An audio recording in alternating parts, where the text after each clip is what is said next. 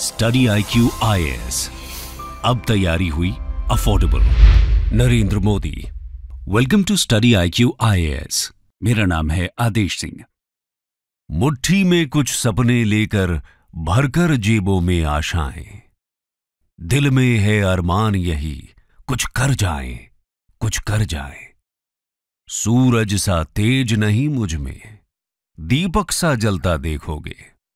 अपनी हद रोशन करने से तुम मुझको कब तक रोकोगे।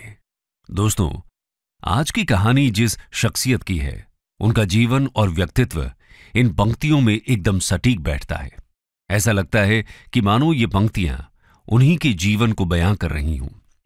आज की कहानी गरीबी के जंजाल से निकलकर दुनिया के सबसे बड़े लोकतंत्र के नायक बनने तक के एक संघर्ष भरे सफर की है। यह कहानी घोर संघर्ष के आगे अटूट साहस की, अनपैरेलल्ड विक्ट्री की है। जी हां दोस्तों, आपने सही पहचाना। यह कहानी किसी और की नहीं बल्कि आजाद भारत में जन्मे भारत के पहले प्रधानमंत्री नरेंद्र मोदी की है।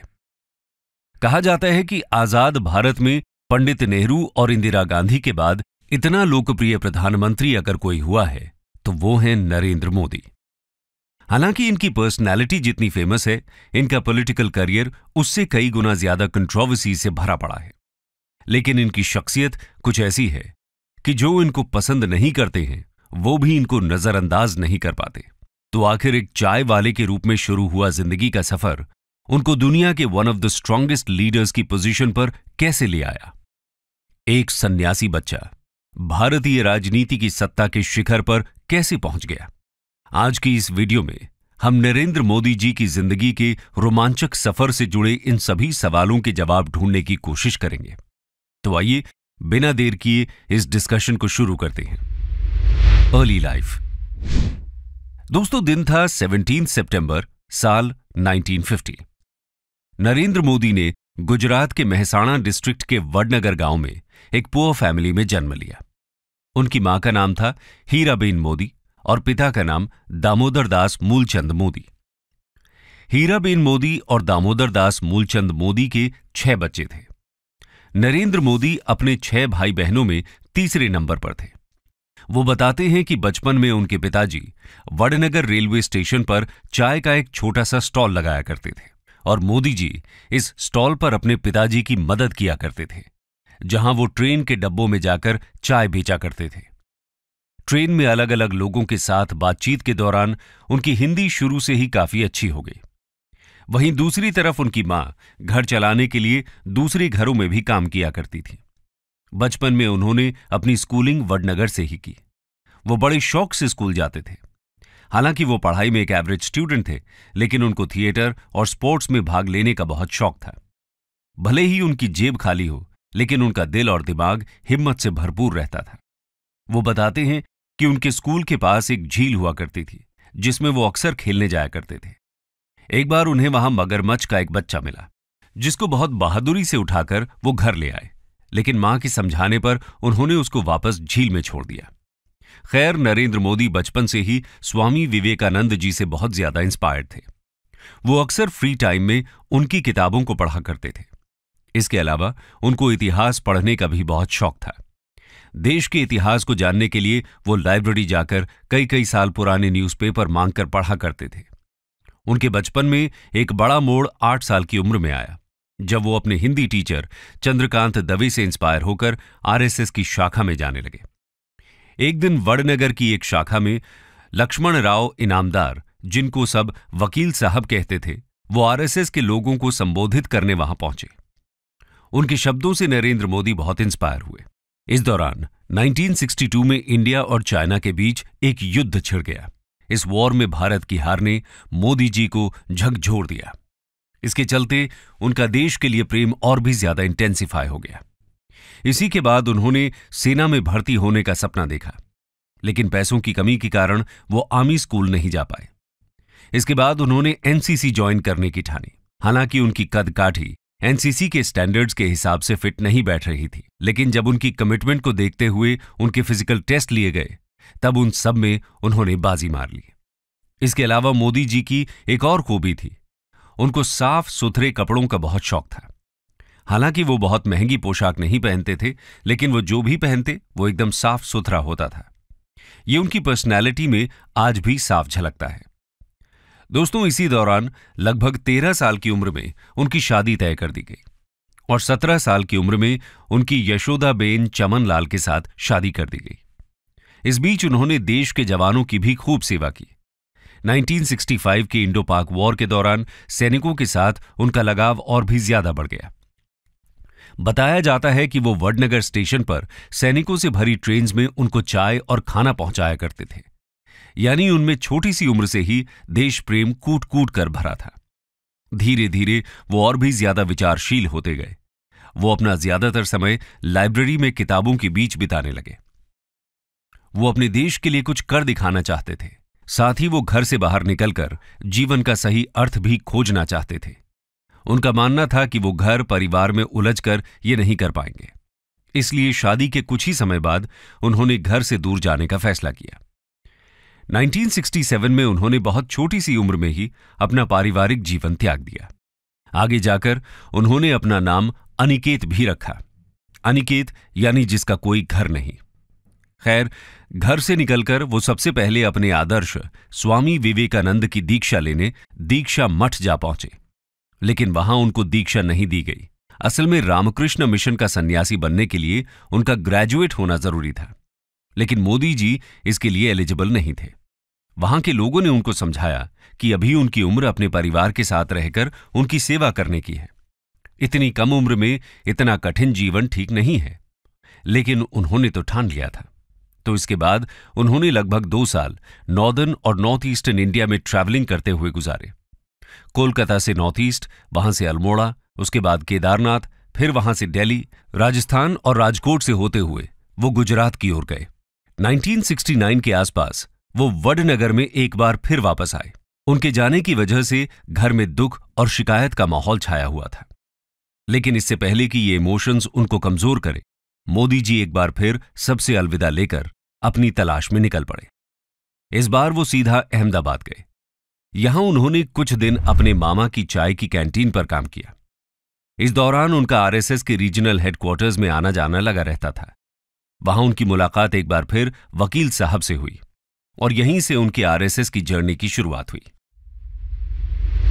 Entry into RSS. दोस्तों, जब वकील साहब की नजर नरेंद्र मोदी पर पड़ी तो उन्होंने उनमें बहुत सी खूबियां नोट की। वकील साहब भी उनसे बहुत प्रभावित थे। अहमदाबाद पहुंचकर वकील साहब ने आरएसएस के गुजरात हेडक्वार्टर्स में मोदी जी के रहने के सभी अरेंजमेंट्स करा दिए। 1971 में 18 साल की उम्र में ही उन्होंने राष्ट्रीय सेवक संघ यानी आरएसएस को ज्वाइन कर लिया और यहां उन्होंने आरएसएस के प्रचारक के रूप में काम करना शुरू कर दिया। अब वो अपना पूरा समय आरएसएस के कामों में बिताने लगे।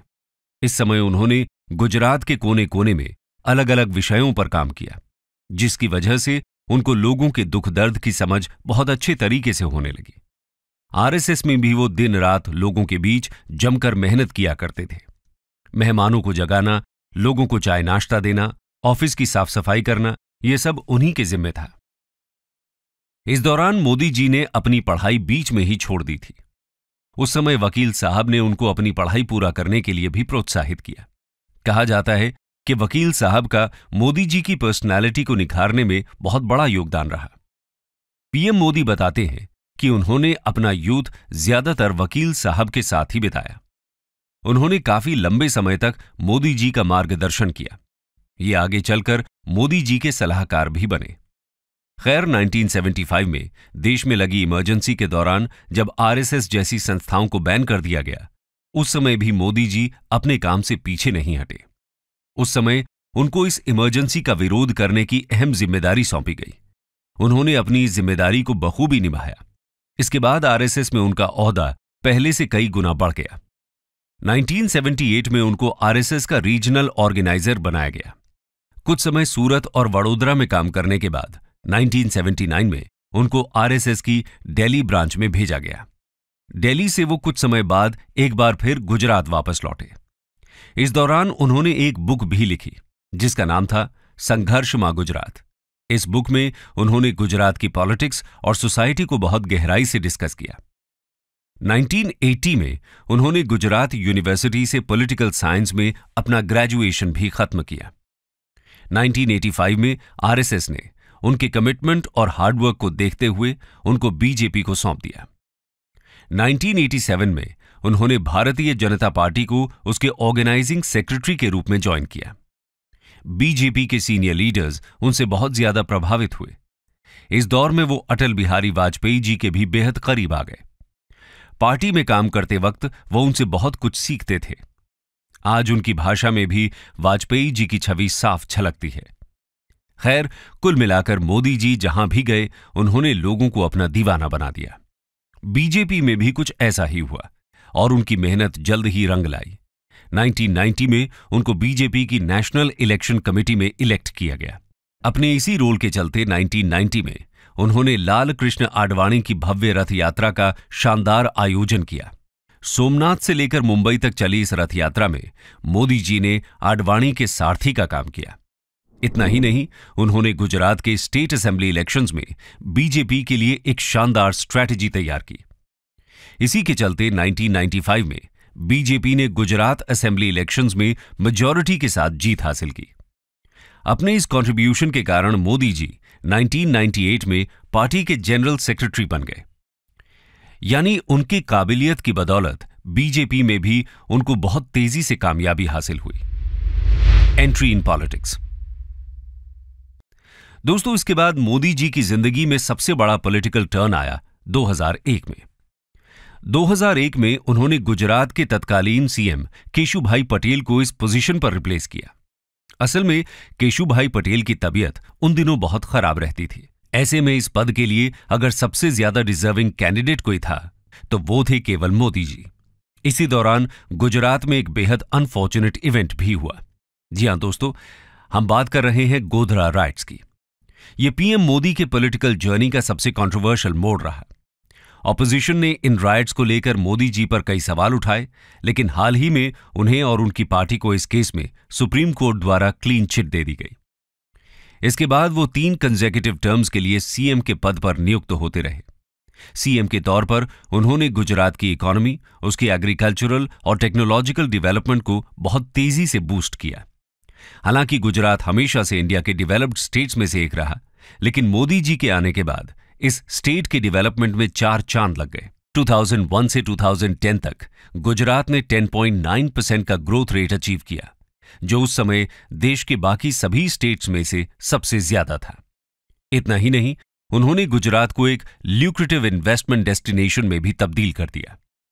इस दौरान उन्होंने स्टेट में करप्शन खत्म करने के लिए भी बहुत काम किया। गुजरात के डेवलपमेंट मॉडल को देखकर उनका नाम पूरे देश में चमचमाने लगा। इस दौरान वो केवल बीजेपी के ही नहीं बल्कि पूरे देश में एक स्ट्रांग लीडर के रूप में सामने आए। 2014 में उन्होंने वाराणसी से अपने पहले लोकसभा इलेक्शन लड़े। इन इलेक्शंस में उनको रिकॉर्ड ब्रेकिंग विक्ट्री हाथ लगी। दोस्तों, यहां गौर करने वाली बात यह है कि मोदी जी के चाय की दुकान से लेकर देश के पीएम बनने का सफर लोगों में एक खास उम्मीद जगाता है। मोदी जी की कहानी लोगों में डेमोक्रेसी के प्रति एक अटूट विश्वास जगाती है। लोगों को उनमें एक ऐसा आदमी दिखता है जो उनके दुख और दर्द भी समझता है। इसके अलावा आपको बता दें कि जब से उन्होंने अपनी पॉलिटिकल लाइफ में कामयाबी हासिल करनी शुरू की, उनका परिवार सत्ता के गलियारे से हमेशा दूर रहा है। 2014 हो या 2019, पीएम पद की शपथ ग्रहण समारोह में भी उनके परिवार का कोई भी व्यक्ति नजर नहीं आया। वो कहते हैं कि पूरा देश ही उनका परिवार है। देश का हर नागरिक उनका भाई और बहन है। उनका जो कुछ भी है वो सब कुछ उनके देशवासियों का है और अपने देश के सिटीजन्स के साथ उनका यह अटूट कनेक्शन आज उनकी सक्सेस की सबसे बड़ी वजह है। यह नरेंद्र मोदी पर लोगों का संपूर्ण विश्वास ही है, जिसकी वजह से 2014 और फिर 2019 में देश की जनता ने उन्हें वोट्स के मामले में पूरी दुनिया में सबसे ज्यादा मत देकर विजयी बनाया है। अगर हम उनके 8 साल के कार्यकाल पर नजर डालें तो उन्होंने demonetisation, GST, surgical strikes, article 370 का एब्रोगेशन और देश के लिए ऐसे कई महत्वपूर्ण डिसीजंस लिए जिनके बारे में सोचना भी नामुमकिन सा लगता है। ये बात झुठलाई नहीं जा सकती कि पीएम मोदी ने हमेशा खुद को एक स्ट्रांग डिसीजन मेकर और रिस्क टेकर लीडर की तरह ही जनता के सामने प्रस्तुत किया है। और केवल इंडिया ही नहीं, आज पूरी दुनिया के बड़े बड़े लीडर्स मोदी जी के साथ एक ऐसी इक्वेशन शेयर करते हैं जो शायद ही इंडिया के किसी और पीएम के साथ शेयर की गई। जब भी वो किसी देश में किसी बड़े इवेंट के लिए जाते हैं तो वहां की गवर्नमेंट और लोगों के बीच उनको लेकर जो क्रेज देखने को मिलता है वो उनके इसी यूनिक चार्म का जीता जागता उदाहरण है। पीएम मोदी ने इंडिया के डोमेस्टिक फाउंडेशंस को मजबूत कर ग्लोबल स्टेज पर उसको एक इमर्जिंग सुपर पावर का दर्जा दिलाया है, जो आज हर भारतवासी के लिए बहुत गर्व की बात है। स्टडी IQ IAS, अब तैयारी हुई अफोर्डेबल।